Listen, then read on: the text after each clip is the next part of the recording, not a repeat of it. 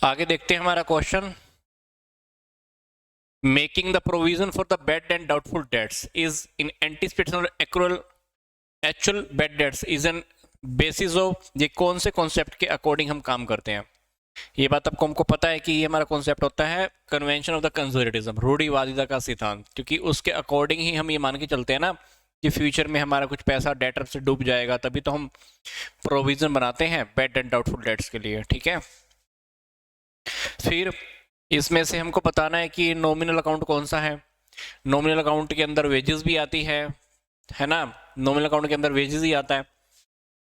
ठीक है, प्रीपेड की बात करें ये तो पर्सनल अकाउंट है, पेटेंट की बात करें तो ये रियल अकाउंट है। बट नॉमिनल के अंदर हमारा क्या आता है, सारे एक्सपेंस, लॉसेस, इनकम, गेन। तो डेफिनेटली जो हमारा वेजेस का अकाउंट है ये एक्सपेंस है, और एक्सपेंस हमारे कहाँ पे आते हैं, नॉमिनल के अंदर। फिर बताना है debit the receiver and credit the giver, ये रूल कौन सा है। ये रूल हमारा डेफिनेटली पर्सनल अकाउंट का है। तो पर्सनल अकाउंट का जो रूल होता है वो यही होता है, debit the receiver credit the giver. Nominal का क्या होता है, debit all the expenses and losses, credit all the income and gain. ठीक है, और जो रियल अकाउंट होता है, रियल अकाउंट का क्या होता है, debit what comes in, credit what goes out. तो डेफिनेटली हमारा जो आंसर है यहाँ पे हमारा पर्सनल अकाउंट ही आंसर होगा, मतलब debit the receiver credit the giver. फिर अगला क्वेश्चन है GAAP, general accepted accounting principle required to, ये हम क्यों फॉलो करते हैं, ताकि हमारा ग्लोबल हार्मोनाइजेशन बना रहे अकाउंटिंग के अंदर। मतलब जैसे हमारे अकाउंटिंग हो, अकाउंटिंग जैसे हम जिस तरीके से रिकॉर्ड करें बाकी भी वैसे रिकॉर्ड करें, तो इसलिए होता है। इसको हम बोलते हैं general accepted accounting principle is used to describe the rules and development for the preparation of the financial statement and और call the concept convention postulates principle etcetera. ठीक है, ये हेल्प करता है हमें। फिर क्या है, which amount among the following belongs to nominal account, इसमें से बताना है कि हमारा नॉमिनल अकाउंट कौन सा है। Bad debts recovered account, bank account, bills payable, drawing account, commission received account, ये सब बताना है। तो डेफिनेटली बैंक अकाउंट की बात करें तो ये तो होता है पर्सनल। बिल्स पेबल, ठीक है, ये हमारा अलग से। ड्राइंग भी हमारा personal, commission received in advance, ये भी हमारा पर्सनल। तो बैड डेट रिकवर की बात करें तो हमारा इनकम की तरह है, तो ये हमारा नॉमिनल के अंदर आ जाएगा। Debit all the expenses and losses, credit all the income and gain, ये फॉर्मूला किसके लिए एप्लीकेबल है। इस क्वेश्चन का आंसर मैंने आपको अभी वैसे बताया भी था, बट फिर भी अब जल्दी से बताओ। Debit all the expenses and losses, credit all the income and gain, तो ये फॉर्मूला किसके लिए एप्लीकेबल होता है, जल्दी से बताना, कम ऑन।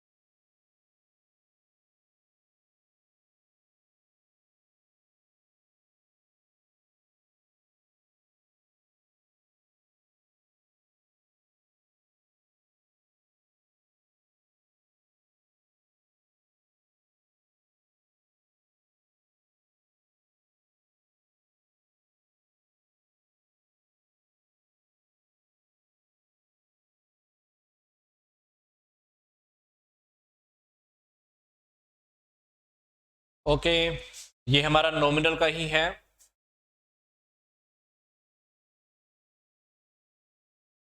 ठीक है, इस क्वेश्चन में क्या करना है, इस क्वेश्चन में ना आपको ये मैच करना है। ठीक है, अकाउंटिंग स्टैंडर्ड 1 किसका है, 3 किसका है, 10 किसका है, 19 किसका है, ये चारों ऑप्शन आपके सामने दिए भी हुए हैं, ये आपको मैच करना है। ठीक है, तो ये क्वेश्चन आपको मैच करके बताना है। अकाउंटिंग स्टैंडर्ड 1 किसका है, 2 किसका है, 3 किसका है, 10 किसका है और 19 किसका है। तो जल्दी से देखो। ठीक है,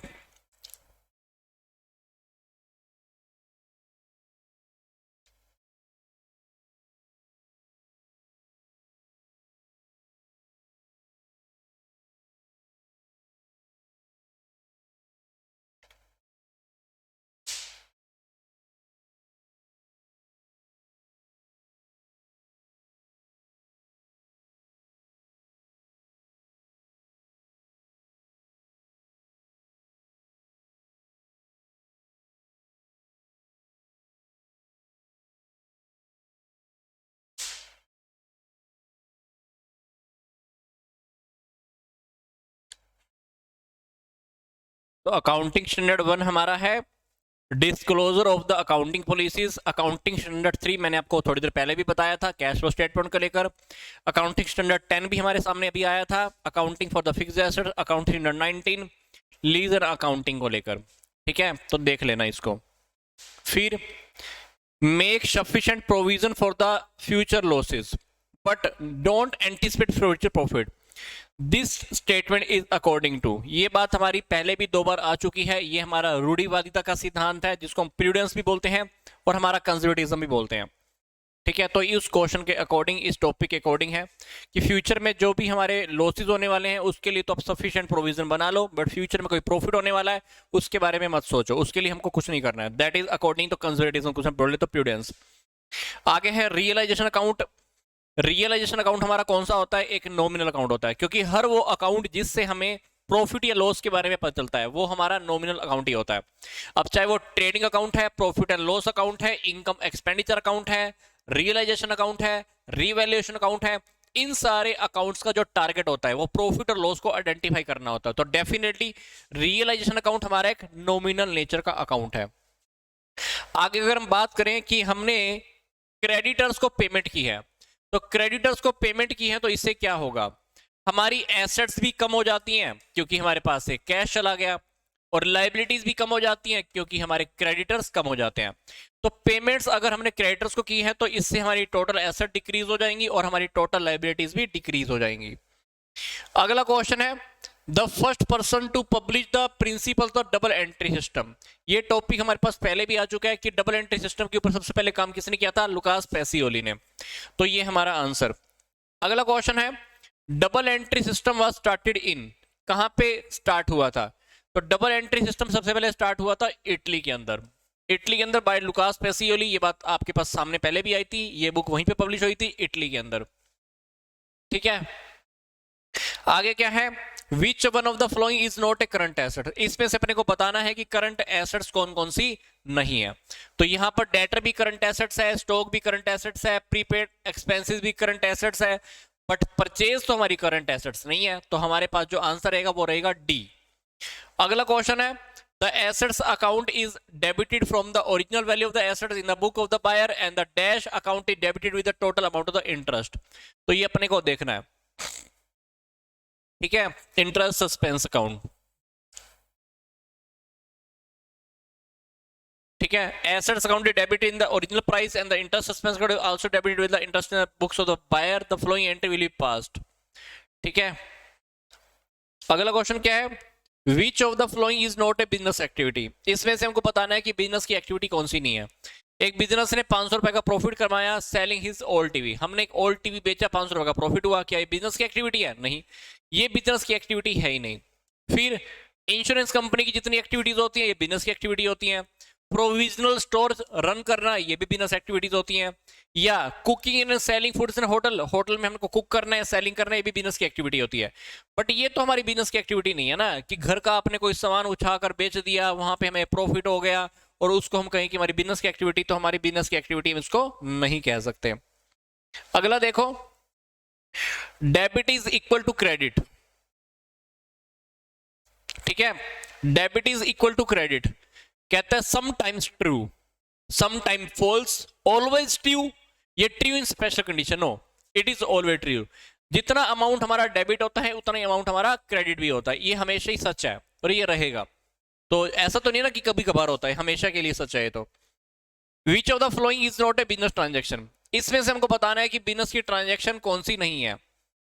ठीक है, बिजनेस के लिए हमने 1 लाख रुपए का फर्नीचर खरीदा, या बेटे की फीस हमने पे की है 20,000 रुपए पर्सनल बैंक अकाउंट से, इंप्लॉइज की सैलरी पे की है, गुड्स परचेज की है 75,000 रुपए की, तो डेफिनेटली जो हमारा बी आंसर है, ये हमारी बिजनेस की ट्रांजैक्शन नहीं है कि हमने बेटे की फीस पे की है 20,000 रुपए की पर्सनल बैंक अकाउंट से, हम हमको बिजनेस से क्या लेना देना, ये बिजनेस की ट्रांजैक्शन नहीं है। अगला क्या है, the basic principle of the accounting क्या है, debit the receiver credit the giver is applicable to, ये हमारा एप्लीकेबल होता है पर्सनल अकाउंट पे। ये बात हमारी पहले भी आ चुकी है कि पर्सनल अकाउंट का जो रूल होता है वो यही होता है, debit the receiver credit the giver. Example इन्होंने दिया हुआ है, एक्सप्लेनेशन दी हुई है। कहता है कि double entry system is referred to, double entry system is referred to every business transaction has two aspect. इसका मतलब होता है कि बिजनेस की जितनी भी ट्रांजैक्शन होती है उसके 2 एस्पेक्ट होते हैं। ठीक है, तो हमारा आंसर यहाँ पे करेक्ट रहेगा ए वाला। अगला क्या है, posting of a transaction mean, किसी बिजनेस की ट्रांजैक्शन को पोस्टिंग करने का क्या मतलब होता है। ठीक है, return an appropriate side of two account, हमारे पास इसका आंसर रहेगा ये वाला।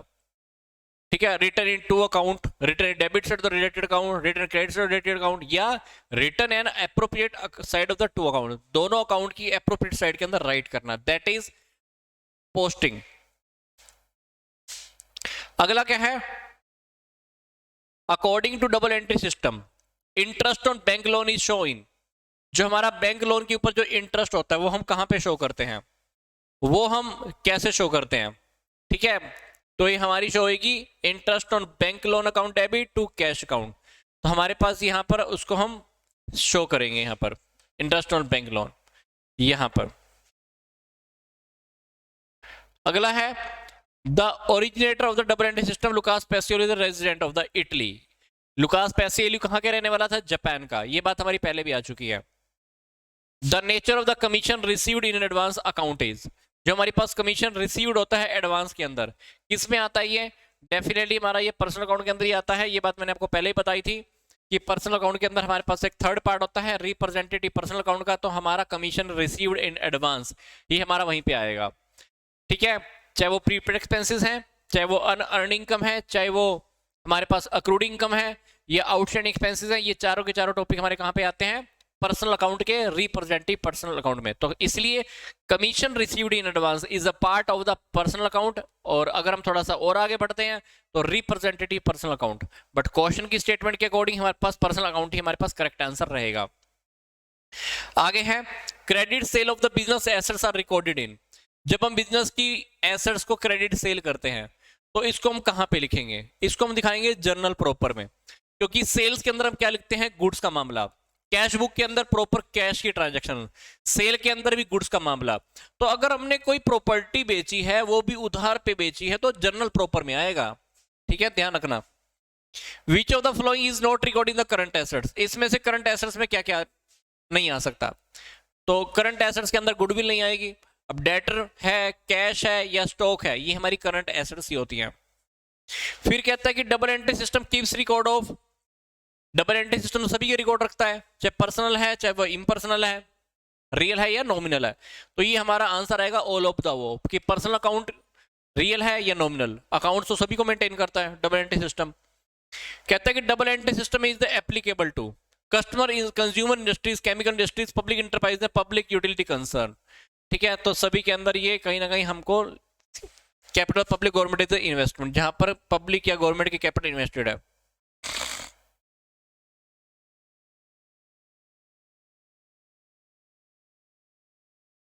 आगे है, फिर से वही क्वेश्चन आ रहा है कि डबल एंट्री सिस्टम का ओरिजिन क्या था, कहां से पैदा हुआ था। डबल एंट्री सिस्टम हमारा पैदा हुआ था इटली से। ये बात आपकी बार बार रिपीट हो रही है। अगला क्वेश्चन है, which of the following is a personal account. इसमें से बताना है कि हमारा पर्सनल अकाउंट कौन सा है। इन्वेस्टमेंट, आउटस्टैंडिंग सैलरी, कमीशन या share premium.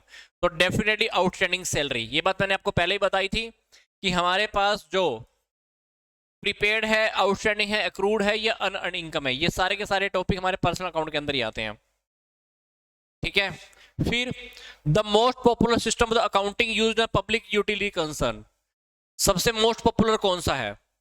Double account system. ठीक है, in case of A company total assets less outstanding liabilities kept cold. इसको हम क्या बोलते हैं? इसको हम बोलते हैं नेटवर्थ। तो कंपनी के केस के अंदर अगर हम एसेट्स में से बाहर की लायबिलिटीज को माइनस करते तो इसको बोला जाता है नेटवर्थ। सोल प्रोप्राइटर के केस के अंदर इसको हम क्या बोलते हैं? कैपिटल। अब इसमें से बताना है कि कौन सी हमारी करेक्ट नहीं है। इसमें से हमको बताना है कि कौन सी करेक्ट नहीं है। ठीक है, ये देखो, कॉस्ट ऑफ गुड्स सोल्ड निकालने का फॉर्मूला क्या होता है? Opening stock plus purchase plus direct expenses minus closing stock. तो ये वाली स्टेटमेंट तो हमारी करेक्ट है। इस स्टेटमेंट को पूरा तोड़ते मरोड़ते रहो चलेगा, पर इसमें से भी इन्होंने क्या किया हुआ है देखो, कॉस्ट ऑफ गुड सोल्ड में से क्लोजिंग स्टॉक को माइनस किया हुआ है, परचेज को माइनस किया हुआ, निकालो ओपनिंग स्टॉक का अमाउंट। तो ये स्टेटमेंट हमारी क्या है? गलत है। तो हमारे पास यही पूछ रहा था कि इसमें से कौन सी स्टेटमेंट करेक्ट नहीं है, तो इसका हमने, तो इसमें से हमारा जो ए आंसर है हमारा करेक्ट नहीं है, तो इसको मार्क कर लेना।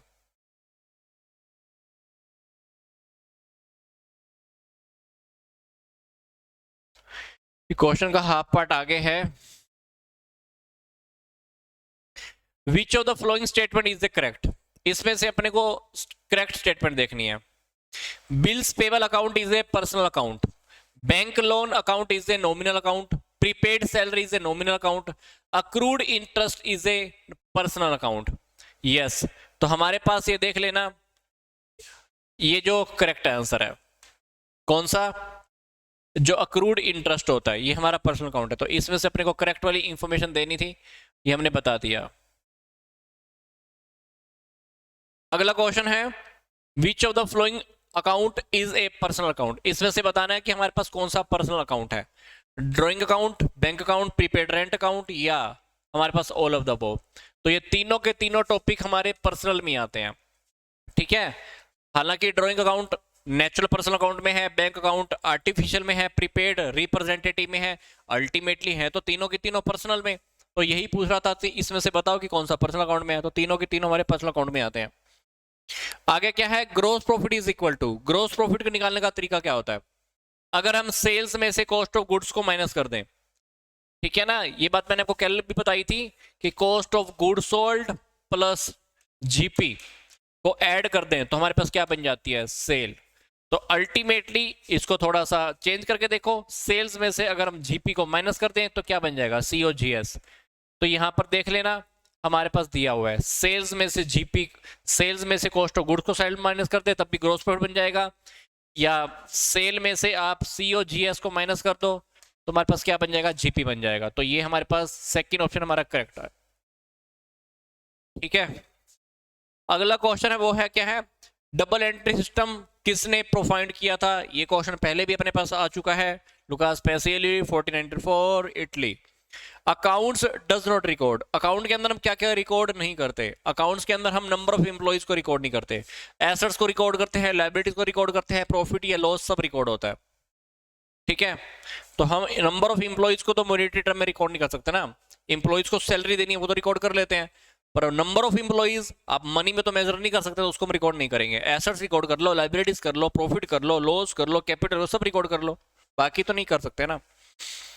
The only item that is not record in the books of account. ऐसी कौन सी आइटम है जो अकाउंट्स की बुक में रिकॉर्ड नहीं होती है? ठीक है, गुडविल तो हम रिकॉर्ड करते हैं, गुडविल भी रिकॉर्ड करते हैं, डिस्काउंट भी रिकॉर्ड करते हैं, कैश डिस्काउंट भी रिकॉर्ड करते हैं, पर ट्रेड डिस्काउंट की तो एंट्री नहीं होती है, ये अपने को पता है, ट्रेड डिस्काउंट तो रिकॉर्ड नहीं होता है। फिर purchase goods for the cash from Suresh, मैंने गुड्स परचेज की हैं सुरेश से 5,000 रुपए की, इसकी जर्नल एंट्री क्या होगी? सिंपल सी बात है, कैश में परचेज की है, सुरेश का नाम तो नहीं आएगा, तो परचेज टू कैश होना चाहिए आंसर। तो ये रहा हमारा करेक्ट आंसर सी।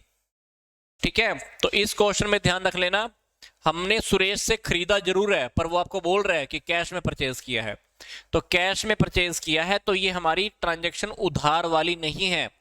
अगर ये यहां पर कैश वर्ड यूज ना करता, अगर यहां पर ये कैश वर्ड यूज ना करता तो क्या लिख देते, परचेज टू सुरेश, बट इस ट्रांजैक्शन में इसने बोल दिया कि सुरेश से हमने कैश में परचेज किया है, तो करेक्ट एंट्री क्या होगी, purchase account debit to cash account. तो इस ट्रांजैक्शन को हम कैश ट्रांजैक्शन ही कंसीडर करने वाले हैं।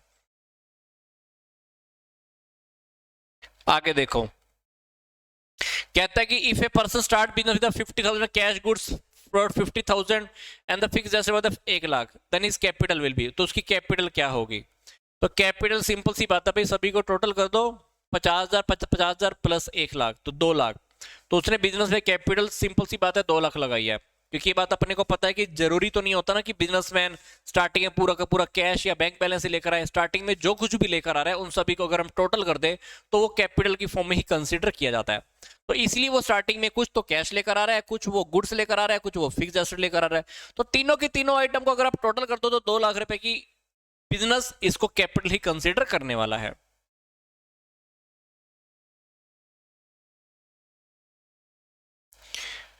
इन journal transactions are recorded on, journal के अंदर हम जो ट्रांजैक्शन है इसको हम रिकॉर्ड कैसे करते हैं, क्रॉनिकल बेसिस पे, जैसे से ट्रांजैक्शन होती रहती है डेट वाइज हम उसको रिकॉर्ड करते रहते हैं।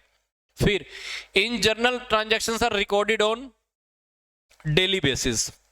ठीक है, हम जर्नल में ट्रांजैक्शन इन चारों ऑप्शन में बात करें तो ये डेली बेसिस पर हम रिकॉर्ड करते रहते हैं।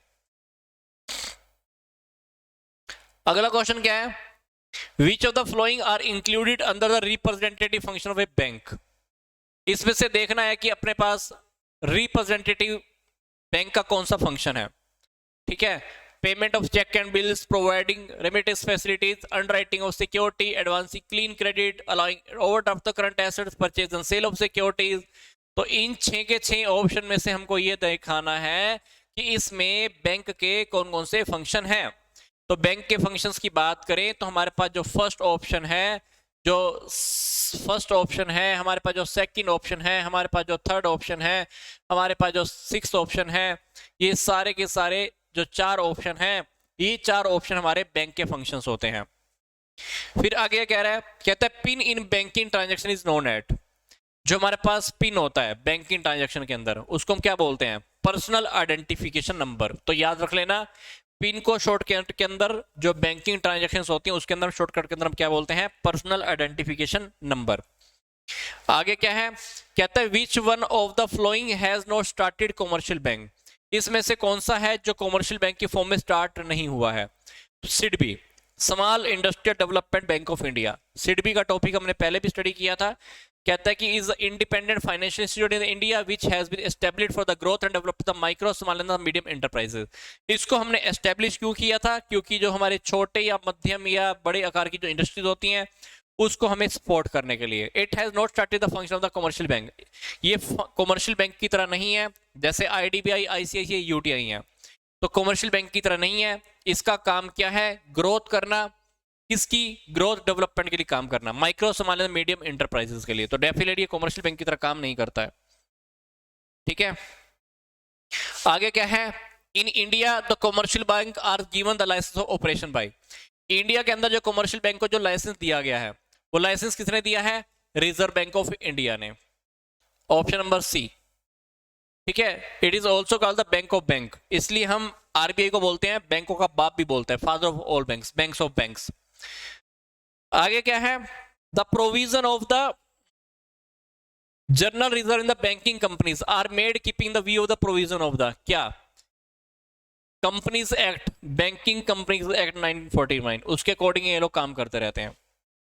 SIDBI was set up in dash as a wholly owned subsidiary of the, SIDBI जब एस्टेब्लिश हुआ था तो कैसे एस्टेब्लिश हुआ था, 1990 के अंदर 1990 में, आईडीबीआई का ये वुली ओन्ड सब्सिडियरी की फॉर्म में। कहता है कि जो लार्जेस्ट बैंक है इंडिया का वो कौन सा है। ये तो अपने को सबको पता होगा, स्टेट बैंक ऑफ इंडिया। जो इंडिया का सबसे बड़ा लार्जेस्ट बैंक है कौन सा है? एसबीआई। फिर विच of the flowing institution was first establish, इसमें से पहला इंस्टीट्यूट ऐसा कौन सा है जो एस्टेब्लिश हुआ था? तो इसके अंदर इन्होंने दिखाना है आपको, आंसर दिया हुआ है, ठीक है। IFCI, industrial finance corporation of, ठीक है, इंडस्ट्रियल फाइनेंशियल कॉर्पोरेशन। तो ये एस्टेब्लिश हुआ था 1964 में, जुलाई 1964 में। फिर अगर हम आईडीबीआई की बात करें तो आईडीबीआई तो बना है 1964 जुलाई में। फिर यूटीआई बना है फरवरी 1964 में। आईएफसीआई जो हमारा आंसर है 1948 में। और जो आईसीआईसीआई है वो 1955 में। तो ये हमारा करेक्ट आंसर है।